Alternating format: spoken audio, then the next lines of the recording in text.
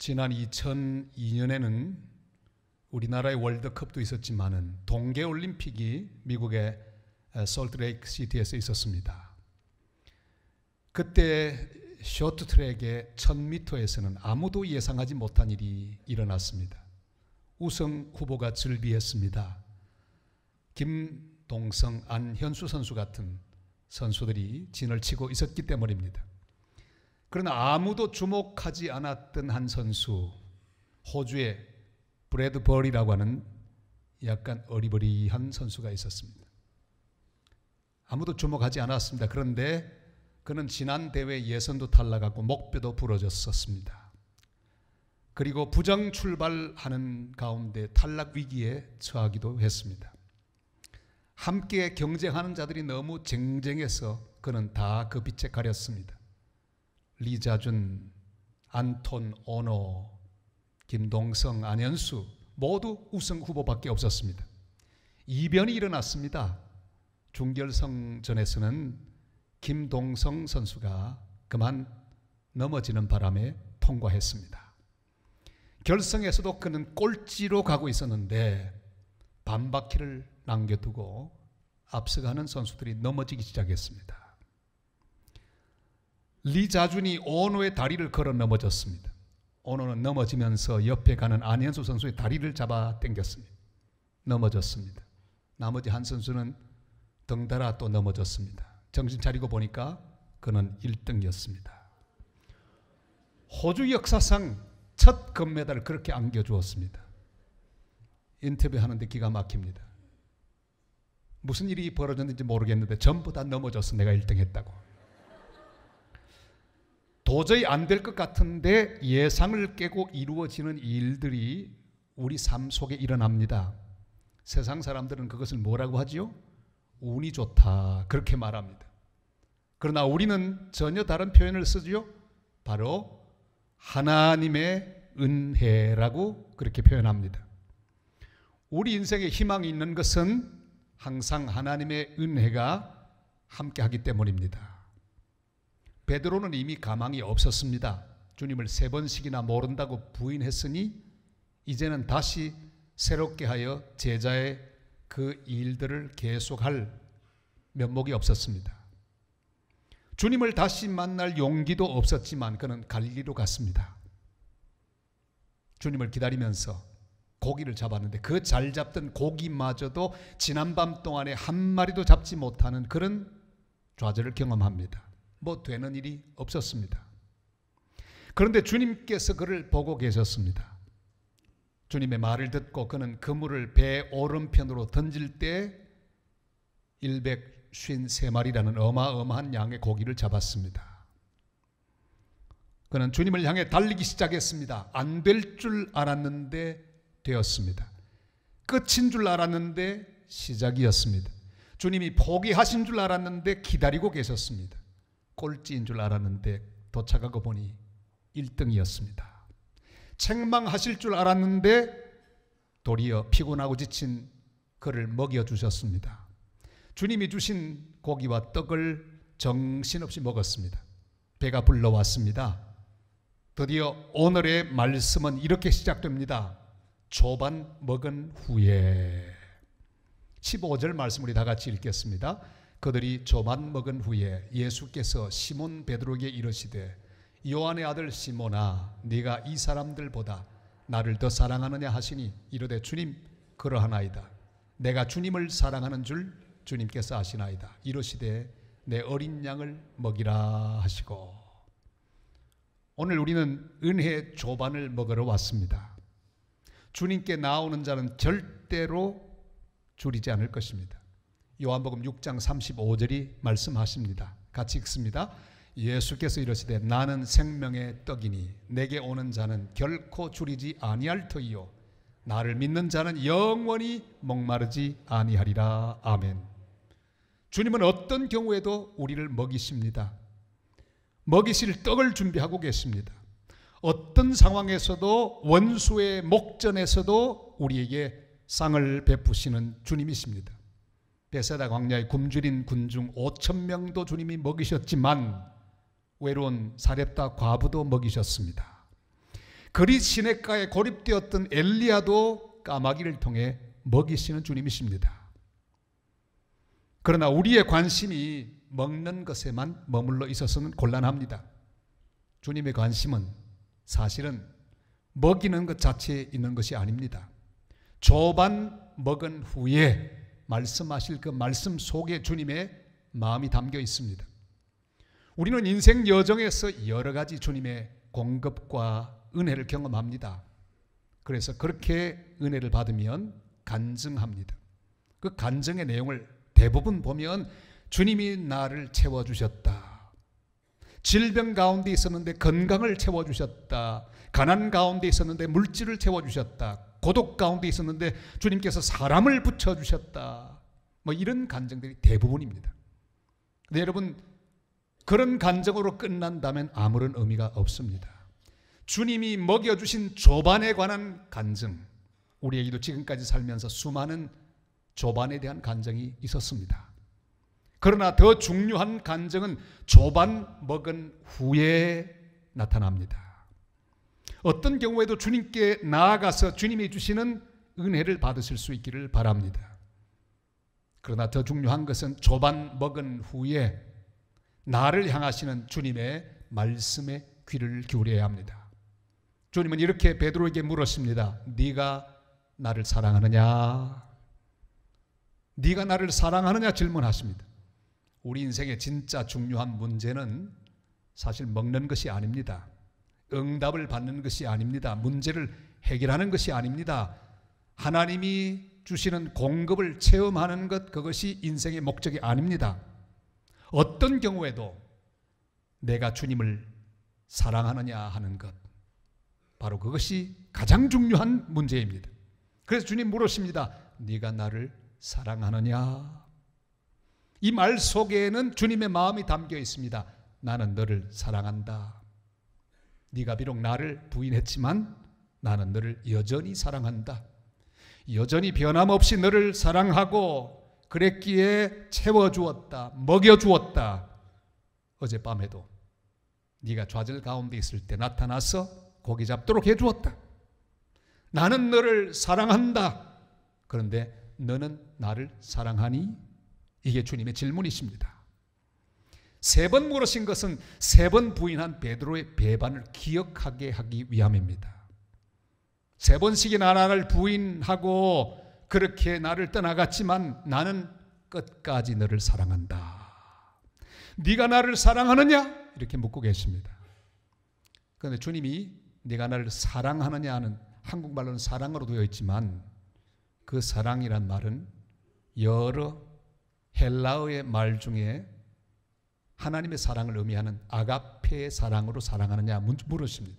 다시 말하면 수준 높은 사랑입니다. 무조건적인 사랑이고 희생적인 사랑, 모든 것을 다 바치는 사랑, 그런 아가페의 사랑으로 사랑하느냐 물으십니다. 베드로는 어떻게 대답할까요? 그는 아가페란 단어를 쓰지 않습니다. 그 전에 옛날 같으면 그는 호언장담했을 것인데 이미 주님을 부인한 그는 그 속에 있는 사랑의 질이 형편없다는 걸 알았습니다. 그런데 어떻게 대답할까요? 필로스의 사랑, 인간적인 사랑, 선생님을 사랑하는 사랑, 친구를 사랑하는 사랑, 그 정도 수준이지만 내가 주님을 필로스의 사랑이라도 사랑합니다. 주님은 두 번째 또 물으십니다. 아가페의 사랑으로 사랑하느냐? 그럼 여전히 베드로는 필로스의 사랑으로 사랑한다고 고백하고, 그러다 3번째 드디어 주님은 수준을 낮추어 주십니다. 그럼 좋다. 필로스, 네가 가진 약점을 가진 그대로의 수준이지만 필로스의 사랑, 나를 친구로 선생으로 정도 사랑하는 그 사랑이지만 그래도 나를 사랑하느냐? 그제야 베드로는 마음이 편안해져서 예, 주님 부족하고 연약하지만 저는 저의 수준, 이 모습 이대로 주님을 사랑합니다. 이렇게 깊은 의미가 있는 대화가 오고 가고 있었습니다. 네가 나를 사랑하느냐? 이 질문은 너의 주인이 누구냐 하는 질문과 마찬가지입니다. 사람들보다, 이 사람들보다 나를 더 사랑하느냐? 이 배보다 나를 더 사랑하느냐? 이 그물보다 나를 더 사랑하느냐? 이 고기보다 나를 더 사랑하느냐? 이렇게 질문하고 계십니다. 여러분, 우리 인생의 가장 중요한 것은 내가 무엇을 사랑하느냐에 달려 있습니다. 우리 잘 아는 말 가운데 까르페 디엠이란 말이 있습니다. 이것은 죽은 시인의 사회란 영화에서 존 키딩 선생이 학생들에게 알려준 경고입니다. 로마 시인 호라티우스의 라틴어 시의 한 구절입니다. 많은 사람들은 현재를 즐기라, 까르페 디엠, 하고 싶은 걸 지금 하라, 뭐 이런 정도의 말로 이해를 합니다. 그러나 정확한 의미는 그게 아닙니다. 까르페라고 하는 것은 추수라는 뜻입니다. 디엠은 날을 의미합니다. 추수, 날. 그러니까 제때에 추수하라 하는 말입니다. 바로 그때 맞는 추수를 그때 해야 합니다. 그 순간에 최선을 다하고 그때 해야 할 일을 하라는 그런 경고입니다. 그때 해야 할 것을 하라는 의미. 여러분, 우리 신앙생활에 있어서 까르페 디엠이 너무너무 중요합니다. 어떤 경우에도 추수해야 합니다. 어떤 경우에도 추수의 기쁨을 맛보아야 합니다. 그게 뭘까요? 우리의 상황이 어떠해도 그 상태에서 주님을 사랑하는 것입니다. 주님은 그것을 기다리고 계십니다. 눈물 골짜기에서도 주님을 사랑해야 합니다. 넘어진 가운데도 주님을 사랑해야 합니다. 가난 중에도 주님을 사랑해야 합니다. 배반을 경험해도 주님을 사랑해야 합니다. 그때 어떤 순간에도 우리는 이 귀한 사랑을 주님 앞에 드리며 그래도 주님 사랑합니다. 이것이 가장 우리 인생의 삶 가운데 그때 맞는 인생의 추수라고 우리는 믿습니다.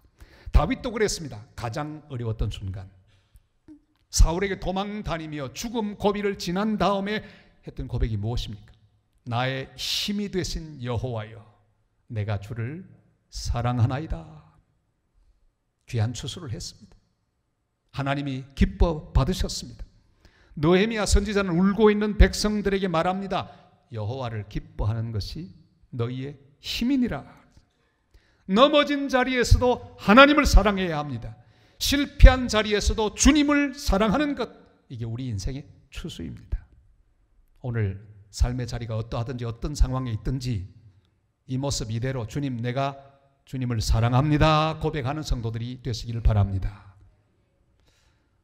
양산에서 목회하시는 저도 잘 아는 목사님인데, 이 목사님 한 번은 아주 큰 집회에 초청을 받았습니다. 준비를 열심히 하셨습니다. 열심히 준비했어요. 완벽한 원고를 준비했습니다. 그리고는 설교를 시작합니다. 자신이 만만했습니다. 왜요? 준비가 워낙 완벽했으니까. 드디어 시작했는데 온 성도들이 은혜를 넘치게 받았습니다. 그런데 이게 웬일입니까? 갑자기 선풍기 바람이 휙 불어오더니 그 원고를 다 날려버리고 말았어요. 원고가 휘르륵 다 날아가는데 그것을 거두어 모으기에는 시간도 부족하고 그러면 흐름이 끊어지니까 큰일 납니다. 야, 이거 어떡하나? 여러분, 원고가 다 날아가 버렸으니 어떡합니까? 그때 성령께서 마음에 말씀하셨습니다. 야, 원고 날아갔다고 뭐 걱정하냐? 내 사랑을 전하라. 네가 나를 사랑하는 것 전하라. 그는 그 마음에 담겨있는 하나님의 사랑과 은혜를 말씀으로 전했습니다. 자기 일생일 때 가장 은혜로운 설교를 그날 했답니다. 사랑 여러분, 모두 날아가 버려도 됩니다. 이 땅에 있는 모든 것들은 날아갑니다. 내 믿던 것 다 날아갑니다. 돈도 날아갑니다. 명예도 날아갑니다. 사람도 날아갑니다. 내가 믿는 사람, 사랑하는 사람 끝까지 나를 사랑해 주지 않을 것입니다. 전부 날아갑니다. 모두 믿던 것 날아갑니다. 그러나 다 날아가도 나를 사랑하시는 하나님을 사랑하는 마음만 날아가지 않고 내 속에 있으면 우리에게 희망이 있습니다. 아무리 낮은 수준의 사랑이라도 주님을 사랑하는 마음만 있으면 새롭게 시작할 수 있습니다. 주님, 내가 주님을 사랑합니다. 이런 고백을 가지고 나를 끝까지 사랑하시는 주님과 함께 다시 일어나 주님이 맡기시는 일들을 감당하는 복된 하나님의 사람들이 되시기를 주님의 이름으로 축원합니다. 부활하신 예수님께서 베드로에게 요구하신 것은 확실합니다. 네가 나를 사랑하거든 이것을 하거라. 바로 내 양을 먹이는 일이다. 무슨 말씀입니까? 너의 양을 먹이는 게 아니라 너의 꿈을 먹이지 않고 너의 욕심과 너의 인생을 먹이지 않고 나의 양을 먹이거라. 나의 비전을 먹이거라. 나의 교회를 세우거라. 나의 왕국을 세우거라. 나의 백성을 먹이거라. 내가 너희를 먹였던 것처럼 너도 나의 백성을 먹이거라. 길 잃은 내 양들을 찾아서 그들을 내 집으로 인도하거라. 그래서 말씀으로 그들을 먹이거라. 소외된 곳에 있는 내 양들을 먹이거라. 땅끝에 있는 내 백성들을 돌보고 그들에게 복음을 전하거라. 그것이 다시 너에게 기회를 주는 나의 소원이다. 이제는 네가 원하는 곳으로 가지 말고 내가 보내는 곳으로 가라. 네가 하고 싶은 일 하지 말고 내가 너에게 맡기는 일들을 하라. 내가 맡기는 바로 그 일, 그건 바로 내 양을 먹이는 일, 내 교회를 세우고 나의 왕국을 확장시키고 하나님의 백성들을 돌보는 그 일이라고 주님이 말씀하셨습니다. 사랑하는 여러분, 길 잃은 주님의 양들이 교회 바깥에 있습니다. 우리가 주님을 사랑하기에 주님이 가장 원하시는 그 양들을 향해 우리의 손을 뻗어 그들을 인도하는 전도를 하는 것입니다. 이 부탁하시는 주님의 음성을 듣고 순종하는 하나님의 백성들이 되시기를 바랍니다. 교회가 왜 전도해야 합니까? 왜 선교해야 합니까? 우리가 주님을 사랑하기 때문입니다. 우리 교회를 키우려고 더 성도가 많아지게 하려고 전도하지 않습니다. 목적은 하나예요. 우리가 주님을 사랑하니까. 우리를 사랑하는 주님이 우리에게 부탁하신 말씀, 그것이 바로 내 양을 먹이라. 땅끝까지 저 열방 구석에 있는 굶주린 양들, 주님의 양들 먹이기 위하여 그래서 선교사도 보내고 그래서 전도도 하고 새생명 기쁨 축제도 하고 있는 것입니다. 18절에서 이렇게 주님 말씀하죠. 다 같이요. 내가 진실로 진실로 네게 이르노니 네가 젊어서는 스스로 띠띠고 원하는 곳으로 다녔거니와 늙어서는 네 팔을 벌리리니 남이 네게 띠띠우고 원하지 아니하는 곳으로 데려가리라. 아멘. 이제 우리가 사는 이유는 너무나 분명합니다. 하나님의 나라를 위하여, 하나님의 교회를 위하여, 하나님의 영광을 위하여, 하나님의 선교를 위하여, 하나님 백성들을 위하여 우리의 팔을 벌리는 것, 이것이 우리 사는 목적입니다. 팔을 벌리고 손을 벌려 나누어주고 용서하고 용납해야 합니다. 사랑을 베풀어야 합니다. 그 반대는 뭘까요? 팔을 펴는 게 아니라 내가 하고 싶은 그것을 움켜잡기 위하여 손을 내미는 거예요. 내 배를 채우고 내 모든 욕심을 채우기 위하여 거두어드리고 나만을 위해 준비하는 것. 그 반대가 무엇입니까? 팔을 펴는 것입니다. 내가 원하는 것이 아닌 주님이 원하는 방향으로 내 인생을 드리고 또한 나누는 것이고 복음을 전하는 것입니다. 그 극치가 무엇입니까? 바로 십자가죠. 목자이신 예수님, 우리를 먹이기 위해 십자가에서 팔을 벌리셨습니다. 못 박히셨습니다. 우리도 주를 위해, 복음을 위해, 죽어가는 사람들을 위해, 열방을 위해 팔을 벌릴 수 있기를 바랍니다. 복음을 전할 수 있기를 바랍니다. 땅끝까지 선교할 수 있기를 바랍니다. 여러분, 선교하는 일 쉽지 않습니다. 전도하는 일 쉽지 않습니다. 왜? 이걸 벌려야 되니까. 사람은 본능적으로 자기만을 위해 이 손을 모으게 되어 있습니다. 자기부터 돌보는 손이 우리의 몸에 붙어 있습니다. 그래서 주님은 팔을 벌리리라 말씀하죠. 우리는 주의 명령을 따라 하나님의 은혜 가운데 이 팔을 벌리는 하나님의 백성과 하나님의 교회가 되어야 합니다. 다음 주일은 바로 죽어가는 사람들을 향해 팔을 벌리고 손을 뻗어 그들을 주님께로 인도하는 복된 주일입니다. 우리의 팔을 벌릴 수 있기를 바랍니다. 그리고 그들에게 생명의 복음을 선포하고 그들을 주님 앞으로 인도하여 그들이 하나님의 말씀으로 먹을 수 있도록 내 양을 먹이라고 하는 주님의 명령 앞에 순종하는 하나님의 백성들이 되시기를 바랍니다. 1차 대전의 전쟁 영웅 영국군 병사 헨리 텐디라는 사람이 있었습니다. 1차 대전이 벌어졌습니다. 그는 1918년 9월 드디어 1차 대전에 막바지에 접어들었습니다. 전투를 하고 있는데 한 독일 병사와 맞닥뜨리게 되었습니다. 그 독일 병사는 체구가 자그마했습니다. 그는 검은 머리를 가지고 있었는데 머리를 쉴 새 없이 쓸어넘기고 있었습니다. 이제 권총의 방아쇠를 당기기만 하면 그는 죽습니다. 바로 테디는 그 순간에 불쌍한 마음이 들었습니다. 젊은 청년을 죽이고 싶은 마음이 없었습니다. 그리고 허공을 향해 방아쇠를 당깁니다. 땅 하면서 집으로 빨리 가라고 그를 돌려보내주었습니다. 허겁지겁 도망가는 그에게서 뭔가 하나 뚝 떨어집니다. 봤더니 수첩인데 수첩에는 이런 이름이 있었습니다. 독일 육군 하사 아돌프 히틀러.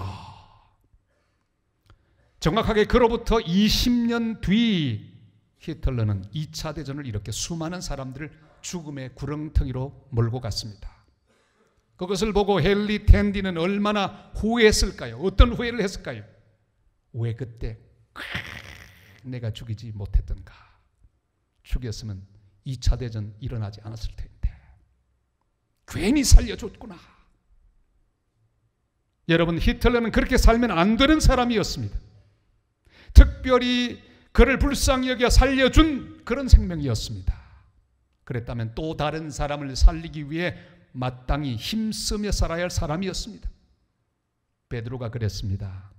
이미 배반하고 실패한 베드로에게 주님은 다시 기회를 주셨습니다. 그를 다시 만나 주셨습니다. 제2의 기회를 그는 부여받았습니다. 그를 용서하신 주님은 그에게 바라는 것이 있습니다.